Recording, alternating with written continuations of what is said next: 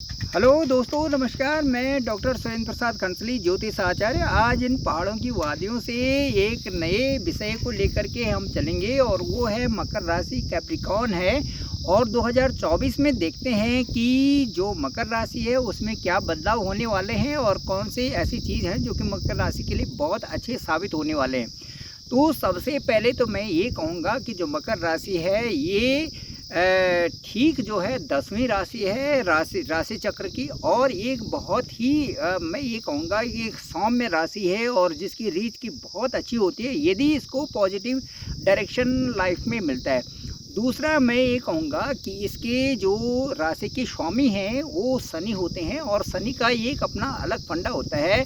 उनका एक क्लियर है कि यदि आप ज़िंदगी में ऑनेस्टी से आगे बढ़ते जाएंगे तो आपको ज़िंदगी में राजा बनाएंगे। ये भी परफेक्ट है, ये 100% ट्रू है।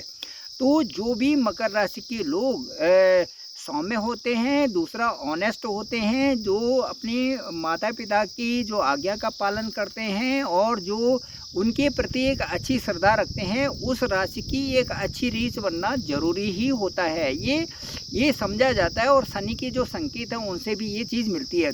तीसरी बात जो इस राशि में सबसे अच्छी बात ये होती है कि जो सेवा भाव है, सेवा भाव जो है ज़िंदगी में सबसे बड़ी चीज़ होती है। लाइफ का जो स्टाइल है वो सेवा भाव से ही चलेगा और किसी से नहीं। तो जिस किसी में भी सेवा भाव की भावनाएं होती हैं वो जातक आगे रीच बनाता है इस धरती में। अब मैं बताऊंगा कि जो 2024 में है वो ट्रांजिट किस तरह से है ग्रहों का। सबसे पहले मैं ये कहूँगा कि जो मकर राशि है उसके द्वितीय भाव में है शनि गोचर करेंगे और पूरे साल में वहीं पर रहेंगे। 2.5 साल के लिए गोचर रहेगा दूसरे भाव में। अब जो तीसरा भाव होगा वहाँ पर 30 अक्टूबर के बाद राहु आ जाएंगे। अभी 30 अक्टूबर के बाद राहु आ जाएंगे और पूरे साल अगले साल जो वहाँ पर रहेंगे 18 महीने के लिए रहेंगे तीसरे हाउस में राहु।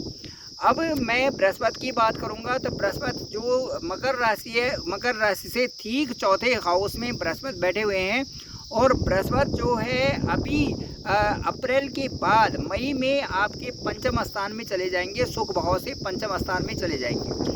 इसके बाद मैं ये कहूँगा कि जो केतु है, केतु की जो स्थिति है वो ठीक 9 भाव में आपकी अगले साल बनी रहेगी और अभी 23 अक्टूबर के बाद वो चले जाएंगे 9 भाव में। तो इस प्रकार से ये स्थिति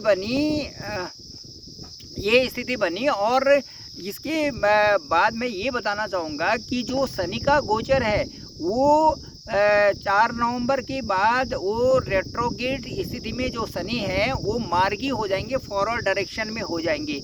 तो उससे भी जो है आप 2024 में क्या परिवर्तन होना है इसके बारे में बताएंगे। आइए सबसे पहले शुरू करते हैं गुरु के बारे में कि जो जुपिटर है जो अभी आपके सुख भाव में है और सुख भाव के बाद वो जो पंचम स्थान में जाने वाले हैं। तो गुरु से कैसे रहेगा, गुरु आपके अप्रैल तक आपके चौथे घर में रहेंगे और उसके बाद जो है गुरु आपके पंचम स्थान में चले जाएंगे और 12वें और तीसरे घर की लॉर्ड भी है, 12वें और तीसरे घर के लॉर्ड भी हैं आपकी कुंडली में। जब तक गुरु की स्थिति आपकी राशि में अप्रैल तक चौथे घर में रहेगी, ये अच्छी स्थिति है चौथे घर में। और उसके बाद जो आपको ये जो गुरु है ये आपको प्रॉपर्टी दे सकते हैं, कोई चीज़ खरीदने के लिए कह सकते हैं। आपको मई के बाद ही इन चीज़ों को खरीदना है या जो बड़ी डील करनी है मई के बाद ही करना चाहिए, क्योंकि मई के बाद ये चले जाएंगे आपके उस स्थान में और भाग्य स्थान पे भी दृष्टि होगी और उसके बाद जो लाभ स्थान पे भी दृष्टि होगी और आपके जो है ये जो 9वें स्थान में उसमें भी दृष्टि होगी और भाग्य स्थान में भी दृष्टि होगी। बहुत सुंदर ढंग से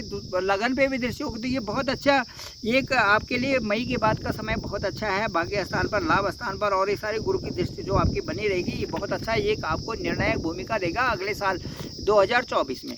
अच्छा, अब मैं एक बात करूंगा केतु की। केतु आपके 9 भाव में रहेंगे, 9 भाव में रहेंगे तो केतु में जो आपकी स्पिरिचुअल कंसर्न है वो आपकी बढ़ जाएगी और आप धार्मिक हो जाएंगे। धार्मिक यात्राएं भी आपकी हो सकती हैं और आपके भाग्य स्थान में है इसलिए 9th हाउस में आपका पिता भी होता है तो पिता को भी चाहिए और आपको भी चाहिए। दोनों की किसी और की बातों में ना आए, क्योंकि केतु वहाँ पर थोड़ा असंतुष्ट और कन्फ्यूजन की स्थिति ले आते हैं। और कोई भी यदि आपको काम करना है तो उसको सोच समझ करके करें और आपकी तरह आपकी कोई गलती हो सकती है तो उसके लिए सुझाव आप अपने हिसाब से करें तो ज़्यादा अच्छा रहेगा और अपने कार्यों को आगे बढ़ाना आपके अपने हाथ में है। अब मैं बात करूँगा राहु की। राहु जो तीसरे स्थान में है, राहु तीसरे स्थान में अच्छे फल देते हैं और कहा भी गया है कि तीसरा, छठा और 11वां भाव में जब राहु होते हैं तो वो अच्छे रिजल्ट देते हैं, जो कि आपको मेहनत करने के लिए कहेंगे और उसका फल आपको मिलेगा ही। आपकी कुछ यात्राएं भी हो सकती हैं, क्योंकि राहु जहाँ पर होते हैं वो यात्राएं भी कराते हैं, और उसी भी राहु पूरे साल में कहीं ना कहीं आपको ज़रूर तरक्की देंगे, क्योंकि जब आपकी एक पराक्रम भाव बहुत अच्छा बने रहेगा तो उसमें आपके जो जो कंसर्न है, जो आपके काम करते हैं, जो आपकी करने की इच्छा भी है, और जिस रुख से आप चल रहे हैं उसमें जो है प्रगति होना निश्चित हो जाता है।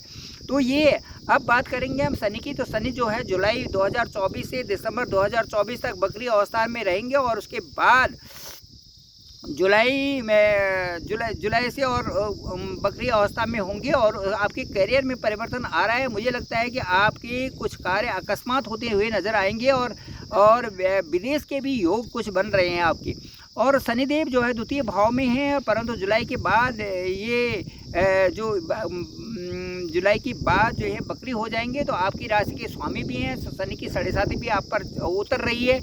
इसलिए मैं कहूँगा कि आपका जो सेकंड भाव में बैंक बैलेंस बढ़ेगा, लेकिन इतना ज़्यादा नहीं दिखाई देगा, लेकिन थोड़ा थोड़ा करके बैंक बैलेंस बढ़ रहा है आपका। परंतु जुलाई के बाद बकरी शनि में थोड़ा सा आप थोड़ा जिद्दी स्वभाव न बनाएं, क्योंकि जो सेकंड हाउस होता है वो वाणी का होता है, परिवार का होता है। इसलिए आपका थोड़ा सा अपने स्वभावगत आप रहें, और किसी प्रकार से जिद्द होने की ज़रूरत नहीं है, किसी प्रकार से जो है थोड़ा सा इरिटेट होने की ज़रूरत नहीं है किसी से भी।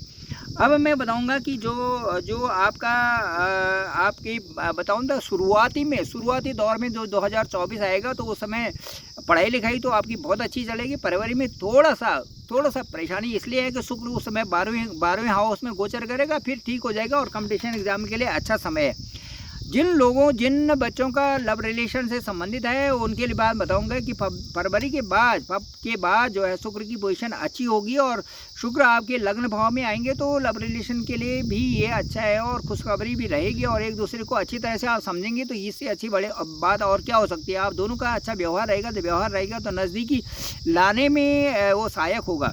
और 15 फरवरी से और 15 मार्च तक जो है मैं ये कहूँगा कि उच्च के हो जाएंगे ये मंगल 10 में उच्च के हो जाते हैं, क्योंकि आपकी राशि में जो है मंगल उच्च के हो जाते हैं, तो आपका कॉन्फिडेंस लेवल भी बढ़ेगा। और मंगल के लग्न में आने का मतलब है कि एक क्रूर पाप ग्रह, और उसके साथ साथ में जो है मैं ये कहूँगा कि गर्म ग्रह जो आपके लग्न में आएंगे, तो थोड़ा सा जो है अग्नितत्व भी है। इसलिए 5 फरवरी से 5 मार्च तक थोड़ा सा अपना स्वभाव जो है नेचुरल स्वभाव में रहें। स्वभाव का थोड़ा सा बदलाव भी आ सकता है, क्रोध आना इसका स्वभाव है मंगल का।